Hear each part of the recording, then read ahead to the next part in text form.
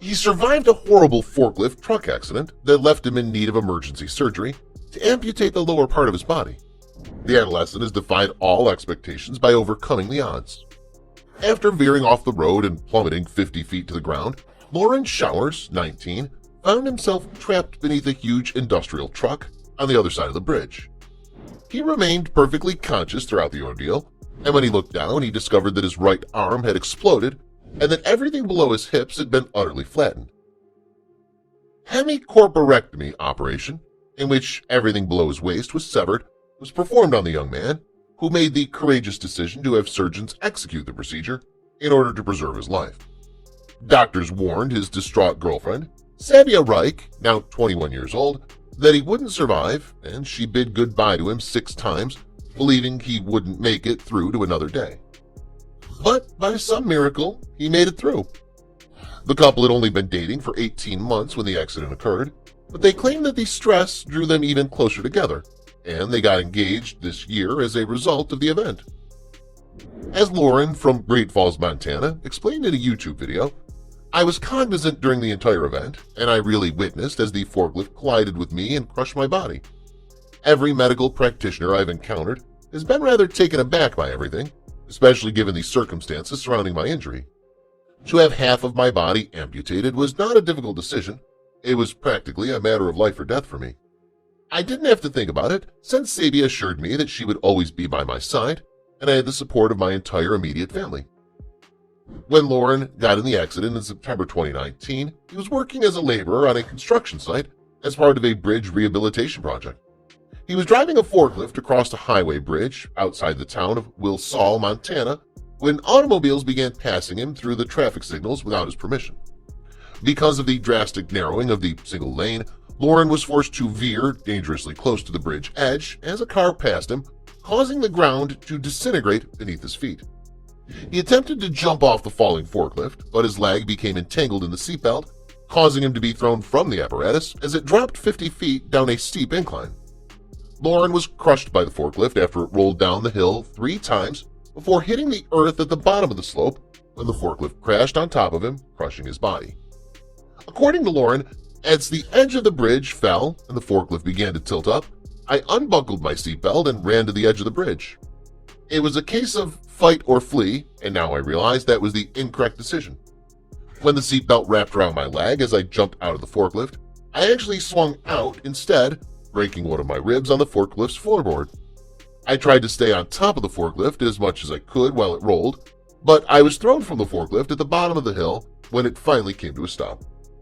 I was completely conscious the entire time. When the forklift came crashing down on my hips and right forearm, I was completely unaware of what was going on.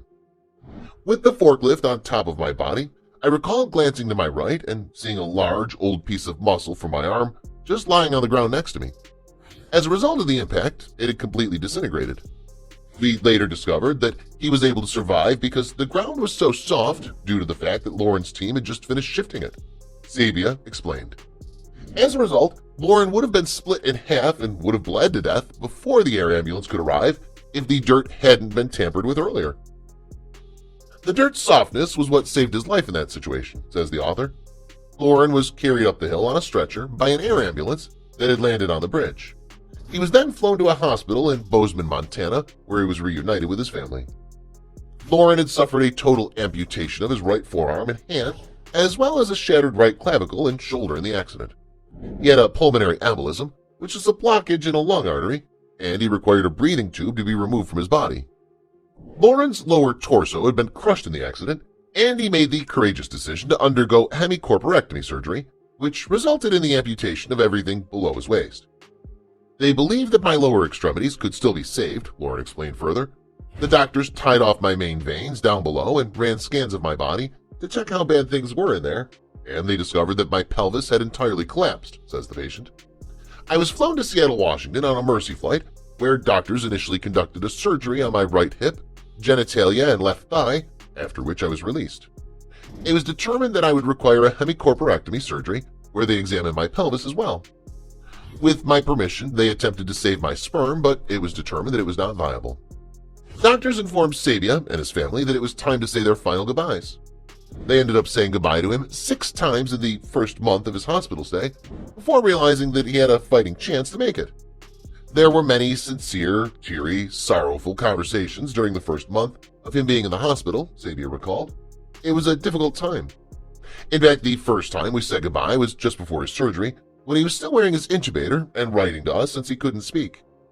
It seemed possible that it would be our last night together, so he wrote "I love you" on a piece of paper the night before his surgery. That piece of paper is still in my possession today. There were numerous occasions when the doctors informed us that he was likely to die, and as a result we had these extremely lengthy "I love you" and other such chats. It used to happen to me that the doctors would say he was going to die, and then we'd have a goodbye talk and he would not die.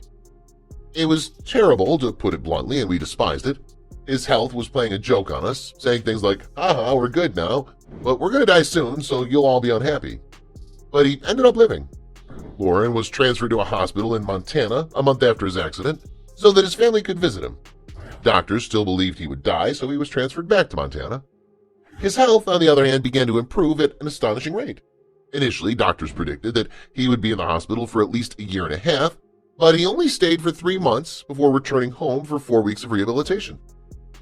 With the help of a video, Lauren learned how to put on his bucket prosthetic and climb into his wheelchair without assistance.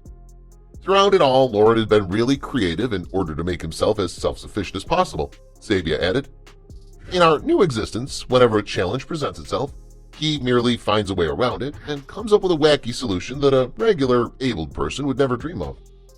If I were in his shoes, I'd definitely be wallowing in self-pity and resentment.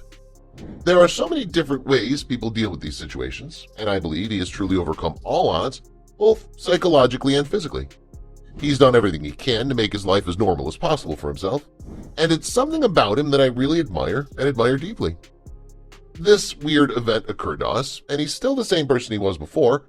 He hasn't changed, and he's doing everything he can to be as self-sufficient as possible. I'm quite pleased with him. Lauren is currently unemployed and has received compensation. Nonetheless, he would like to become a Twitch influencer, which is a video live streaming service.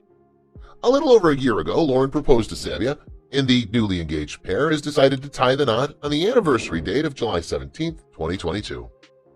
Going through this together has definitely reinforced a lot of the parts of our relationship, Sabia started.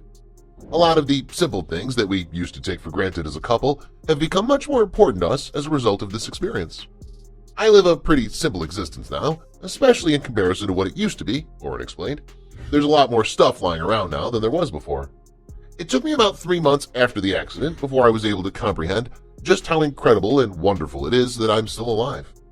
We want to explore the world first, then have children and raise them to be better people than we are, which is a really straightforward life. When Sabia was having a difficult day, I proposed to her earlier this year when she was freaking out about it. When she turned around, I took out the ring and waited for her to notice it in my hand before asking if she'd marry me. My best advice to anyone going through something like this is that you can't spend your time worrying about the things you don't have, and that you must make the most of what you do have.